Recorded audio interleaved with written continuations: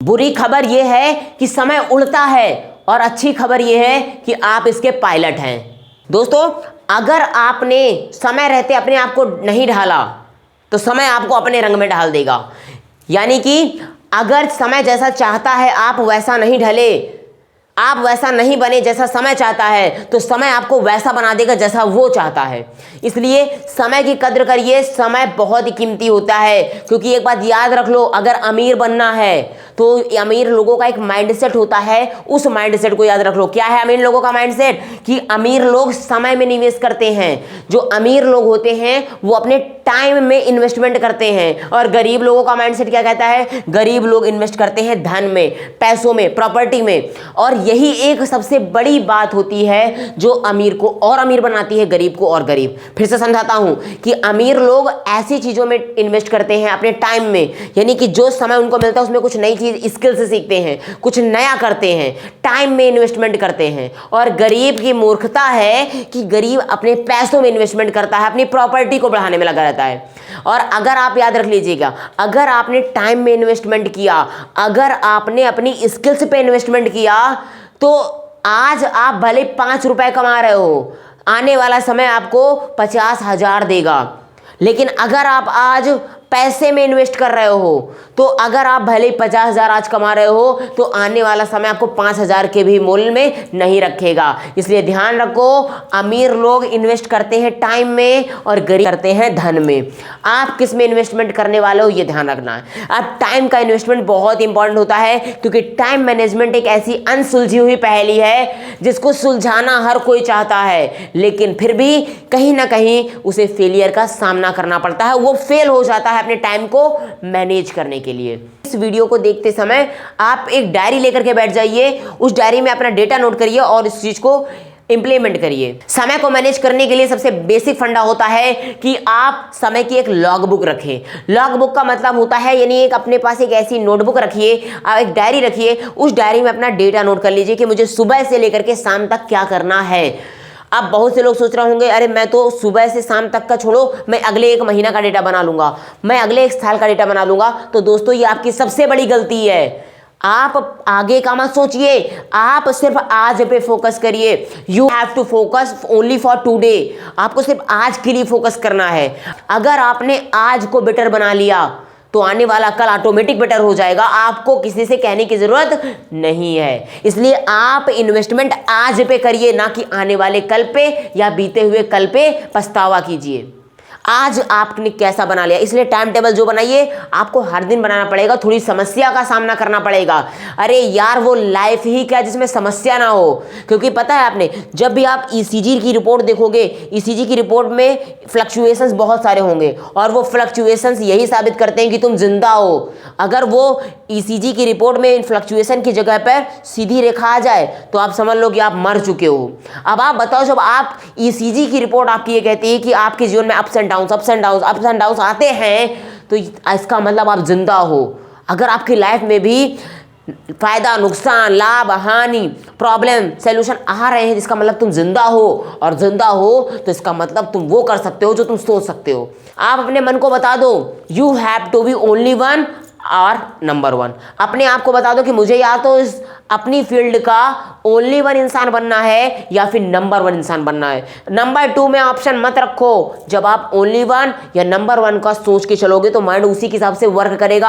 आप अपने माइंड को बता दो, अपने अवचेतन मन को बता दो कि मुझे, अगर आप एक स्टूडेंट हो तो आप अपने अवचेतन मन को बता दो, मुझे इस बार क्लास में टॉप करना है, टॉप करना है, टॉप करना है, टॉप करना है। अब आपका अवचेतन मन उसके लिए सॉल्यूशन ढूंढने ढूंढेगा। लेकिन इसके लिए आपको ऐसे नहीं कह देना है। आपका अवचेतन मन सोचेगा कि कैसे करूं। आपको भी पता है, ज्यादातर वो अवेयर बना देगा। आप जो चीज को पढ़ोगे ना, वो याद हो जाएगा।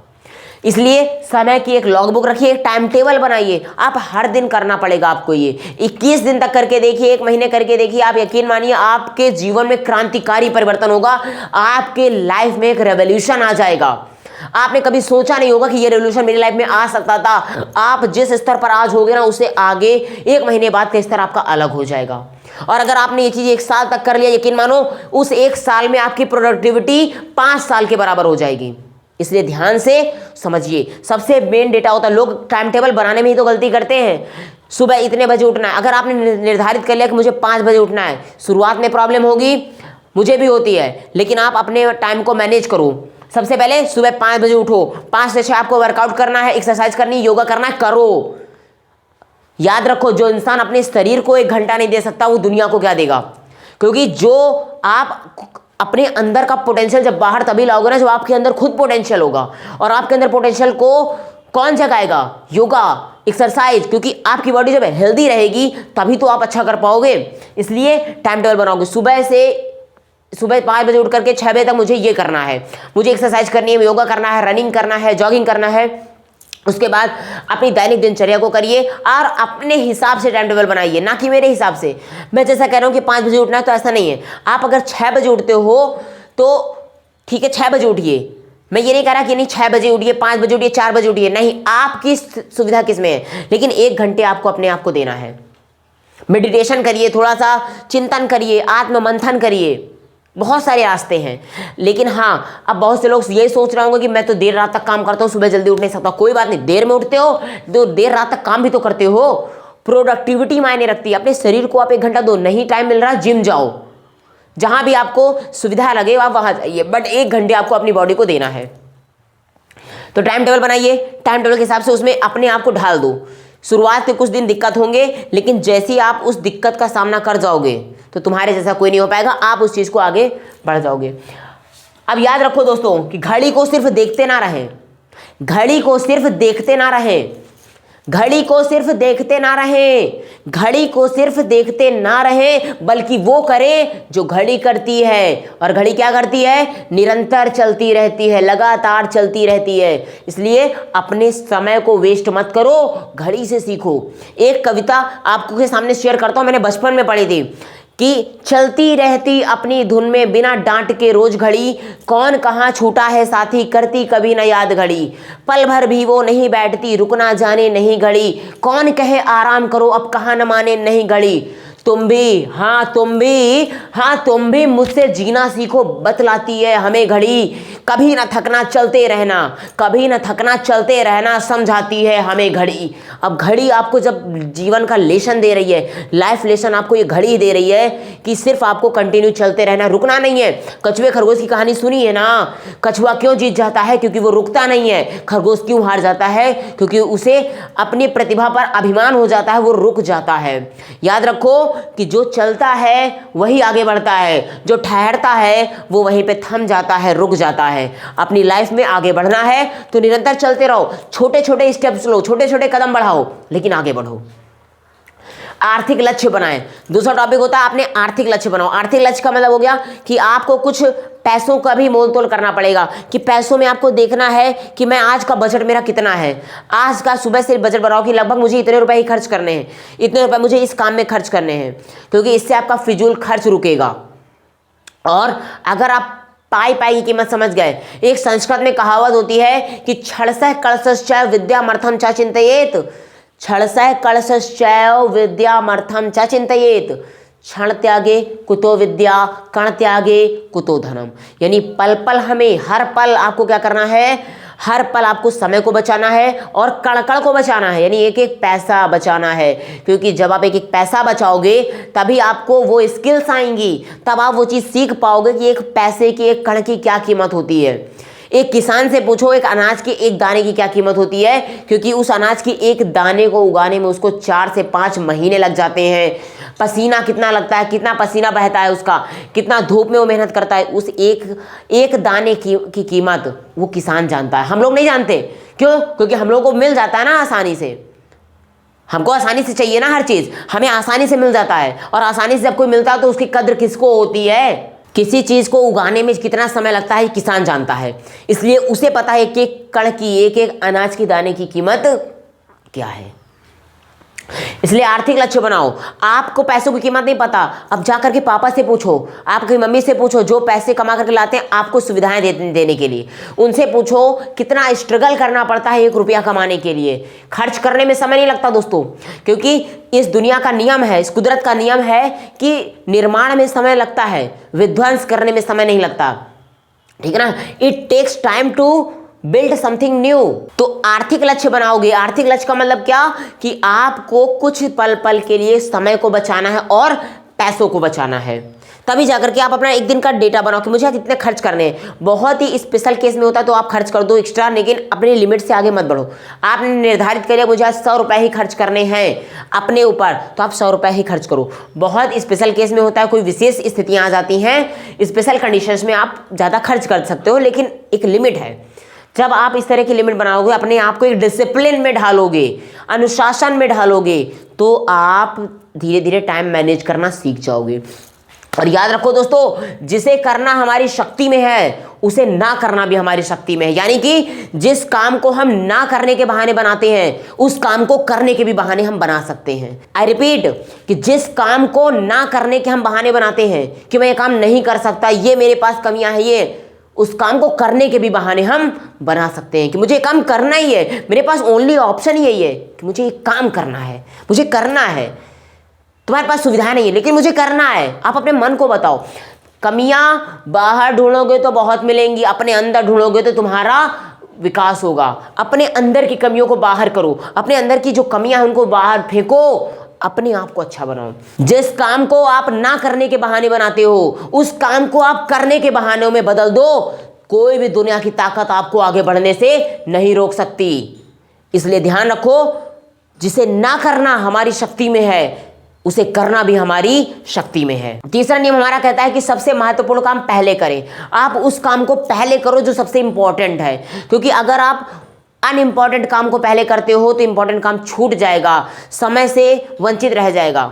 इसलिए पहले उन कामों को प्रायोरिटी दीजिए जो सबसे ज़्यादा इंपॉर्टेंट हैं, पहले आप उनको करिए, फिर फिजूल के काम आप कर सकते हैं। जैसे कि अगर आपकी पढ़ाई का काम मेन है तो आप सबसे पहले स्टडी करिए, पढ़ाई करिए, और पढ़ाई करने के साथ साथ अगर समय मिल जाता है तो आप सोशल मीडिया का इस्तेमाल कर सकते हैं, वो बाद में। लेकिन आप पहले सोशल मीडिया चलाने बैठ गए, फेसबुक में एक नया मैसेज आया, व्हाट्सएप में किसी ने मैसेज नया किया, अरे वो तो मेरा दोस्त एक ऑनलाइन है, अरे ट्विटर पे किसी ने नया ट्वीट किया, और एक ट्विटर पे नया कैंपेन छिड़ा हुआ है। ये सब आपके लिए ज़रूरी काम नहीं है, क्योंकि ये आपके लिए अनइम्पॉर्टेंट काम है। आपके लिए इंपॉर्टेंट काम क्या है? आपकी पढ़ाई। आप अगर पढ़ाई कर रहे हो तो पहले अपनी पढ़ाई पे फोकस करो, तो इंपॉर्टेंट काम सबसे पहले करें। और यात्रा के समय का अधिकतम उपयोग करें।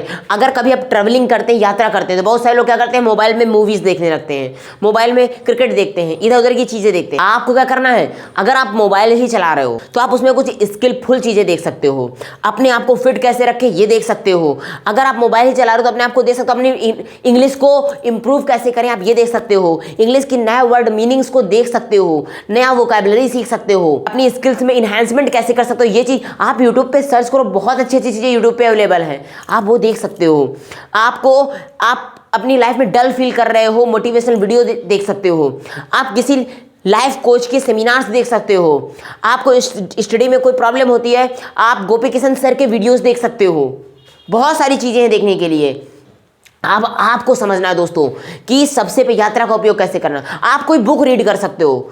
अब एक बहुत इंपॉर्टेंट चीज़ आपको बताता हूँ, अगर आप बुक रीड करते हो, अब आप सोच रहे होगे जब मैं घर पे नहीं पढ़ता तो मैं ट्रेन में क्या करूँगा पढ़ के। तो एक छोटी सी स्टोरी आपके साथ शेयर करता हूँ।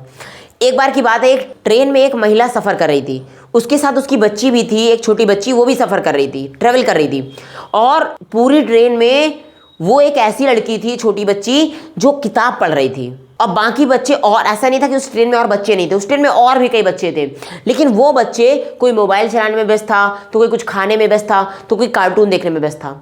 तभी एक सज्जन वहाँ पर आए, एक जेंटलमैन आए, उन्होंने उस महिला से पूछा कि मैम मुझे आप ये बताइए कि ट्रेन में जितने भी बच्चे हैं सब मोबाइल में लगे हैं, कोई खाने में लगा है, कोई शरारत करने में लगा है, लेकिन पढ़ने में सिर्फ मैं आपकी बेटी को देख रहा हूँ कि ये आपकी बेटी पढ़ रही है। आखिर आपने इसके अंदर ये उत्सुकता पैदा कैसे कर दी कि तुम्हें चाहे जो भी आसपास डिस्ट्रैक्शन है तुम्हें उसमें भी पढ़ना है।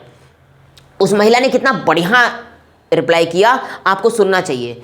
उसने रिप्लाई किया कि ये एक्चुअल में है क्या कि जब मैं अपनी बेटी को पढ़ने के लिए बोलती थी, ये पहले भी ऐसी थी, पहले जैसे ये बाकी बच्चे वैसे ये भी थे, जब मैं इसको पढ़ने को बोलती हूँ तो ये नहीं पढ़ती, और लेकिन जब मैं पढ़ने खुद बैठ जाती हूँ तो ये भी पढ़ने बैठ जाती है। यानी कहने का क्या मतलब, उस महिला ने कहा कि बच्चे टोटली कॉपी कैट होते हैं। वो बच्चे वो नहीं करते जो आप उनसे कहते हो, बच्चे वो करते हैं जो आप खुद करते हो। आई रिपीट, बच्चे वो कभी नहीं करते जो आप उनसे कहते हो, बच्चे वो करते हैं जो आप खुद उनके सामने करते हो। तो सुमैला ने कहा कि मैं इस बच्ची के सामने खुद पढ़ने बैठ जाती हूँ और मेरी बेटी मुझको देख करके खुद पढ़ने बैठ जाती है। और ये उसकी आदत आज से नहीं कई सालों से है। मैं इसको जब ये छोटी थी तब से धीरे धीरे करके इसको सिखा रही हूँ। पहले इसे पढ़ना नहीं आता था, लेकिन अब आज जो है, आज इसका इंटरेस्ट जग गया है, किताबों में अपना समय व्यतीत करती है। तो दोस्तों, सबसे बड़ी लर्निंग ये है कि अगर आप कुछ करना चाहते हो तो सबसे बहाने बनाने बंद करो। ज़्यादातर पेरेंट्स, ये वीडियो पेरेंट्स के लिए भी इंपॉर्टेंट है, ज़्यादातर पेरेंट्स ये करते हैं, माता पिता कि अपने बच्चों को, ज़्यादातर माता पिता ये करते हैं कि अपने बच्चों को बस केवल कह देते हैं कि बच्चों पढ़ लो, बेटा पढ़ लो, और उनको कभी कभी तो कुछ अब्यूजिंग वर्ड बोल देते हैं कि तुम्हें ये करना, नहीं तो ये बन जाओगे। अरे आप उन पे कंपैरिजन थोपना बंद करिए, तुलना मत करिए अपने बच्चों की किसी से, because your childrens are unique. आपके बच्चे यूनिक हैं, आपके बच्चे जैसा टैलेंट दुनिया में किसी के पास नहीं है। ये बात तो आप समझिए। आपको करना क्या है, आपको सिर्फ ये कहना है कि अगर बच्चा आपका पढ़ नहीं रहा तो तरीके बदलिए। अगला नियम कहता है दोस्तों कि डेलीगेशन सीखें, यानी कि एक लीडर जैसे काम करो, क्योंकि आपको ये पता है कि कोई भी इंसान सभी काम को एक साथ नहीं कर सकता, भले ही उसके अंदर टैलेंट क्यों ना हो, बट क्योंकि उसकी एक कैपेसिटी होती है, अपनी उस क्षमता के बाहर वो नहीं जा सकता, सभी काम को एक साथ वो नहीं कर सकता। इसलिए क्या करना चाहिए, एक टीम बिल्ड करनी चाहिए। एक टीम को आप बिल्ड करिए, अपनी टीम बनाइए, और उस टीम में आपको क्या करना है, डेलीगेशन सीखना है। यानी आप किसी भी एक पर्टिकुलर व्यक्ति को वहां का एक मेंबर बना दीजिए और उसको कुछ जिम्मेदारियां सिखाइए कि तुम्हें ये काम करना है, तुम्हारे नेतृत्व में, तुम्हारी लीडरशिप में ये काम बेस्ट होना चाहिए। बहुत सारे लोग गैर जिम्मेदार लोगों को ये काम दे देते हैं। तो आपको समझना है, लीडर का काम होता है कि ऐसे व्यक्ति को नेतृत्व की क्षमता दे, ऐसे व्यक्ति को लीडरशिप दे जो उस लायक हो। गैर जिम्मेदार इंसान को अगर आप जिम्मेदारी देते हो तो वो आपके काम को सही तरीके से नहीं करेगा, वो आपको डिस्ट्रॉय कर देगा। डेलीगेशन सीखना भी एक बहुत बड़ी लर्निंग है। आप पहले ये सीख लो कि मुझे किस व्यक्ति को काम देना है, अपनी एक टीम बिल्ड करिए, उस टीम के अंदर मोटिवेशन आप लाइए कि उन्हें हर एक काम को करना है पूरे पैशन के साथ, पूरे जुनून के साथ, पूरे उत्साह के साथ। और इसके लिए आपको क्या करना पड़ेगा, आपको खुद भी पैशनेट होना पड़ेगा, आपको डेलीगेशन सीखना पड़ेगा कि आप इस काम को इस व्यक्ति को दो, आप इस काम को इस व्यक्ति को दो कि ये काम आप बेस्ट कर सकते हो, मुझे आपसे इसमें बेस्ट चाहिए। दूसरा काम आप दूसरे व्यक्ति को दे दो, एक ही व्यक्ति को सारे काम मत दो, क्योंकि जब आप एक ही व्यक्ति को सारे काम दे देते हो तो वो एक काम पे फोकस नहीं कर पाता। जब आप एक काम पे फोकस करने लग जाते हो तो आपके बेस्ट रिजल्ट्स आने शुरू हो जाते हैं। इसलिए एक काम किसी एक व्यक्ति को दो, काम को सौंपना भी एक कला है। डेलीगेशन इज एन आर्ट, आपको ये सीखना पड़ेगा। याद रखो दोस्तों कि सबसे दुखद वाक्य है कि मैं यह काम कर सकता था।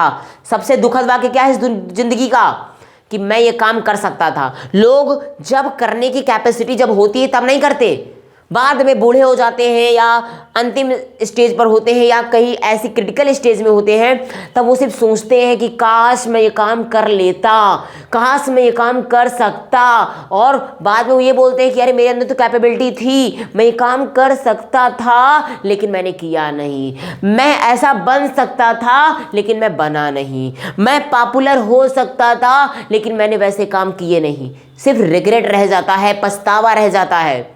और आपको रिग्रेट, पछतावा करने से अच्छा है एक बार जी जान लगा के सब काम को कर डालो।